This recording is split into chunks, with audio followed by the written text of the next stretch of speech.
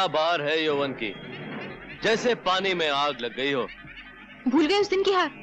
नहीं भूला, इसीलिए तो यहाँ आया हूँ उस दिन का फैसला करने। तुम भी अकेली हो, मैं भी अकेला हूँ। आज पंजा लड़ा लो तो मजा आ जाए।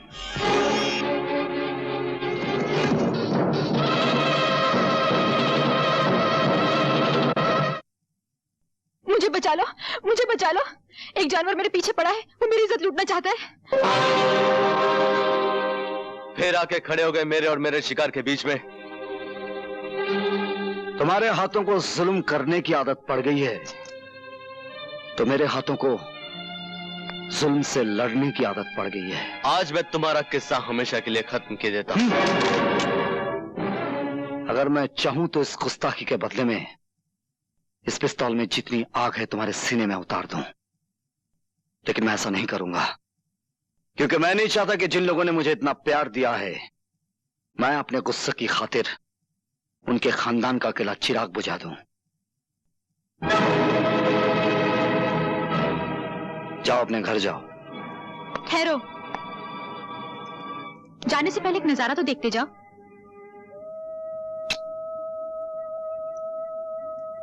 ये वो चीज है जिसके लिए तुम हमेशा तड़पोगे, लेकिन कभी पा नहीं सकोगे। मैं क्या कर सकता हूं ये तुम्हें मालूम नहीं, खाना बादोश।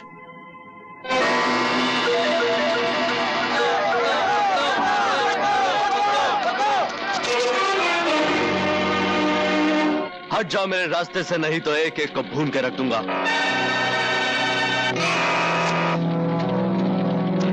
इसको रस्सी में बांध कर इसी की लगाई आग में डाल दो। सुनो मुझे।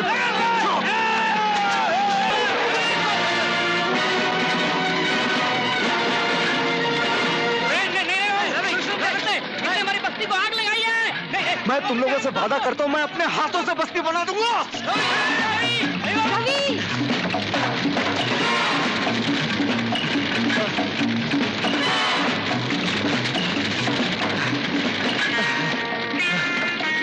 जा, तुम निकल जा।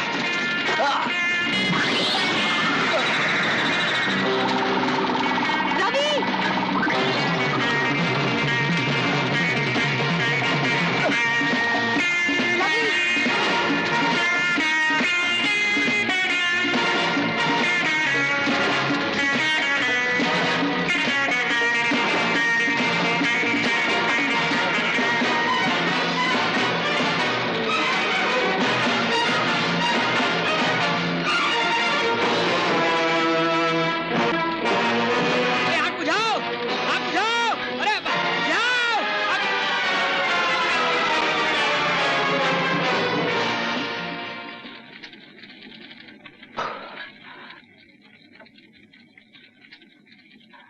चलो, आग कम हो गई।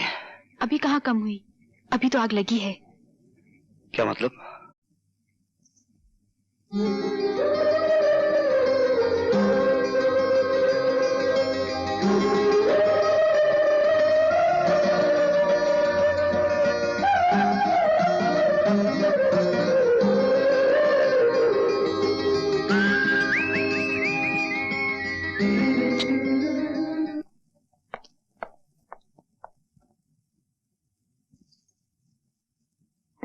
क्या कर रहे हो राजेश? तुम्हारा हार देख रहा हूं माँ, बहुत खूबसूरत है। ये हमारे खानदान का 9 लाखा हार है। पहले इसे मेरी सास ने पहना, अब मैंने पहन रखा हुआ है, आगे चलकर हमारी बहू पहनेगी। ये क्या कर रहे हो राजेश? इसे लेकर कहाँ चल रही है? तुम्हारी बहू के गले में डालने के लिए। तुम इतने गिर गए हो कि आज तुम्हारा हाथ माँ की गर्दन तक पहुँच गया। जो आदमी नजरों से गिरा दिया गया हो, उसे क्या मालूम उसके हाथ क्या कर रहे हैं और पांव कहाँ जा रहे हैं। राजेश सुनो। शक्ति सिंह, जेल से कब छूटे? मैं जेल से छूटा नहीं, जेल तोड़ कर आया हूं। जितने दिन मैं वहां रहा, तुम्हारी तस्वीर को गले लगाता रहा, उसे चूमता रहा, लेकिन अब दिल बहलाने के लिए तुम्हारी तस्वीर काफी नहीं। मुझे अपनी बाहों में तुम्हारा रेशमी जिस्म चाहिए, तुम्हारा जालिम हुस्न चाहिए, तुम्हारी काफिर जवानी चाहिए। तुम अच्छी तरह से जानते हो मैं नाचती गाती जरूर हूँ, लेकिन अपने जिस्म का सौदा कभी नहीं करती। सौदा नहीं करती तो ना सही, खैरात ही दे दो। मैं भूखा जरूर आया हूं यहाँ, लेकिन भूखा जाऊंगा नहीं। बहुत हो गया तुम्हारी बदतमीजी का तमाशा। मैं बर्दाश्त नहीं कर सकता कि किसी मर्द का हाथ एक कमजोर औरत पर उठे, चाहे वो औरत वेश्या ही क्यों ना हो। सुन लो दोस्त, तुम वैश्य के जीने पर तो चढ़कर खुद आए थे, लेकिन जाओगे 4 कंधों पर सवार होकर।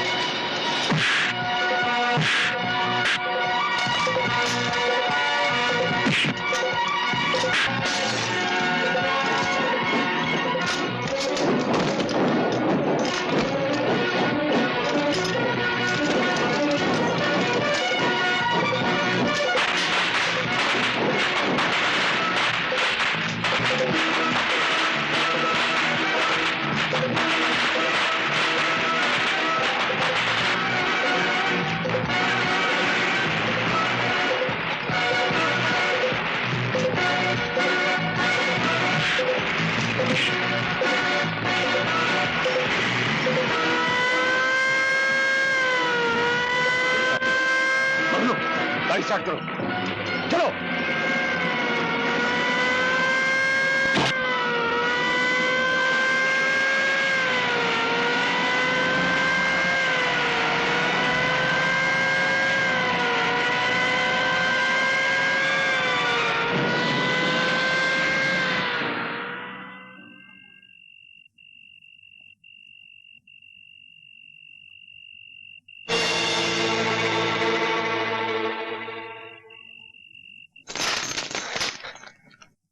शमशेरा तुम?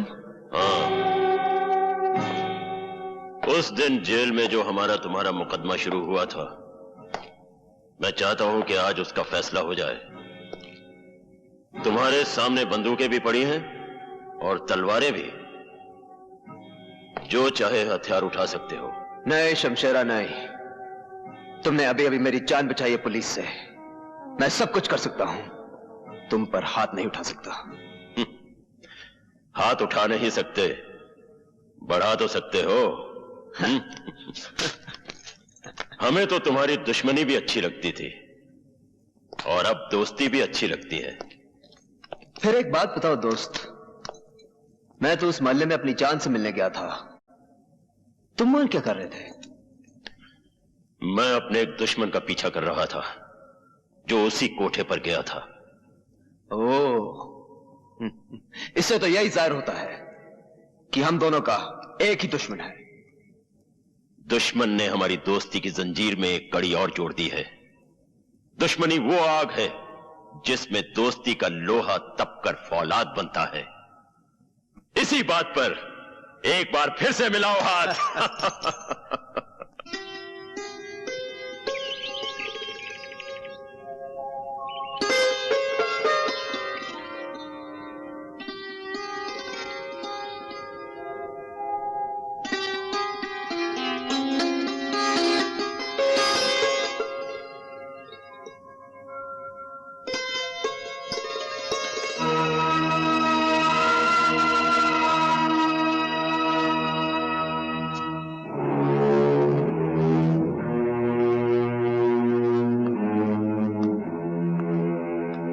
जरा सुनिए,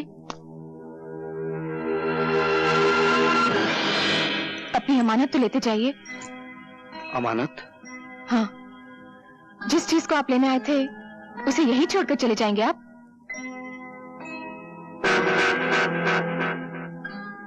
ये हार जो आप वापस कर रही हैं, इसकी कीमत जानती हैं आप? जानती हूँ, लेकिन इस हार की कीमत आपकी मुलाकात से बहुत कम है।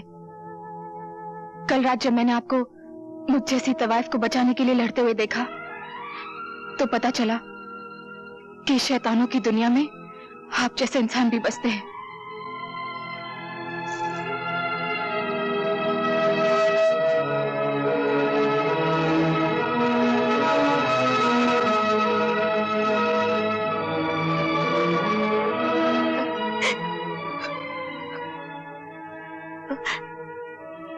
लो मां, अपना खानदानी हार। तुम्हारा एक बेटा इसे ले गया था, समझ लो दूसरा बेटा वापस ले आया।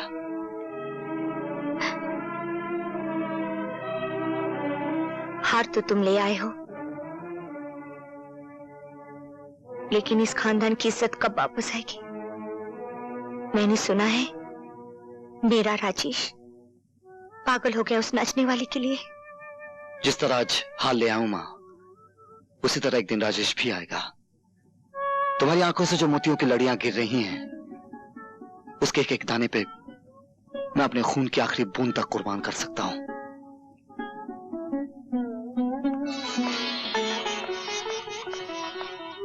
भगवान, आज मैं जिंदगी में पहली बार तुम्हारी मंदिर की सीढ़ियां चढ़कर आई हूं।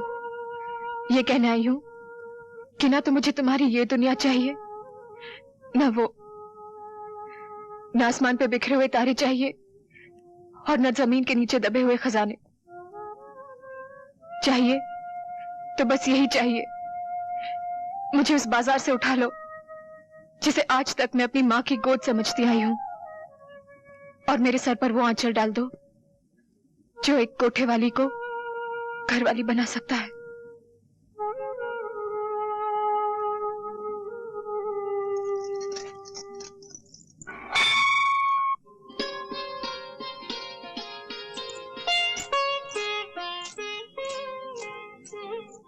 आप?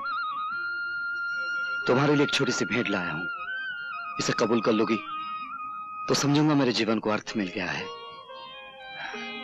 जीवन का अर्थ ही तो ढूंढने आई थी आज मैं मंदिर में। मुझे नहीं मालूम था कि देने वाले के हाथ इतने बड़े हैं कि भीख मांगने वालों की झोलियां छोटी पड़ जाती हैं। इसे घर जाकर खोलना। समझ लो मैं जो लाया हूं वो एक सपना है, पूर्णिमा की पिघलती हुई चांदनी का बना हुआ।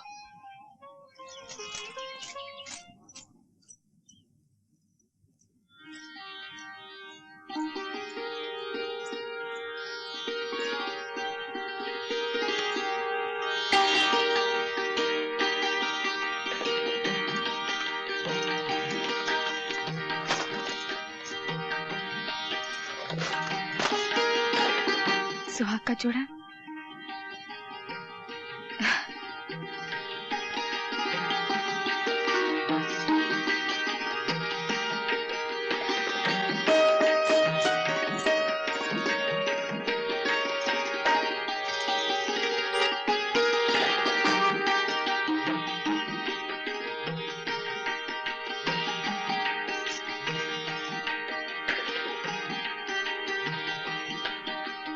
ये आज मुझे क्या हो गया है?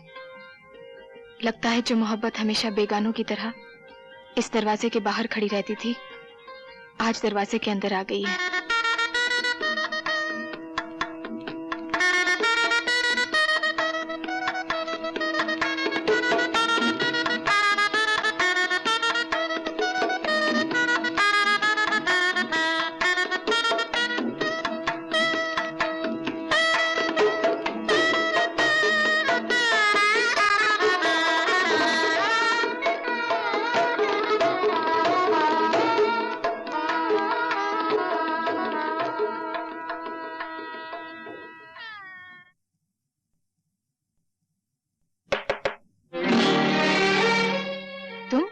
कसर है तो सिर्फ इतनी कि पलंग पे फूलों की झालर नहीं लगाई गई और हमने दूल्हे का सहरा नहीं बांधा। चलो कोई बात नहीं, सहरा हम सुहागरात के बाद बांध लेंगे। खबरदार जो मुझे हाथ लगाया। अब मैं बाजार में बैठी हुई एक तवाइफ नहीं हूँ। एक शरीफ आदमी की अमानत हूँ जो मुझसे ब्याह कर रहा है। अरे हम भी तो ब्याह ही कर रहे हैं तुमसे। लाओ एक चुटकी भर सिंदूर हम भी तुम्हारी मांग में भर दें। तुम समझते क्यों नहीं? मैं अब रवि की दुल्हन बनने वाली हूँ। रवि की? हाँ। अरे तुम तो सारे शहर की दुल्हन बनने वाली हो। किसी एक की बन भी जाओगी तो कितने दिन बनी रहोगी? हर रोज दरवाजे के बाहर एक नई बारात खड़ी होगी और सबसे पहले मेरी बारात आएगी। तुम्हारी बारात नहीं आएगी, तुम्हारी अर्थी यहाँ से जाएगी। निकल जाओ यहाँ से।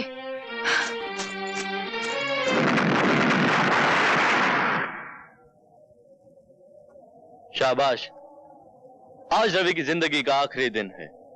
उसकी जीप यहां से गुजरेगी तो धमाके में उसकी जान और मेरा इंतकाम दोनों खत्म हो जाएंगे।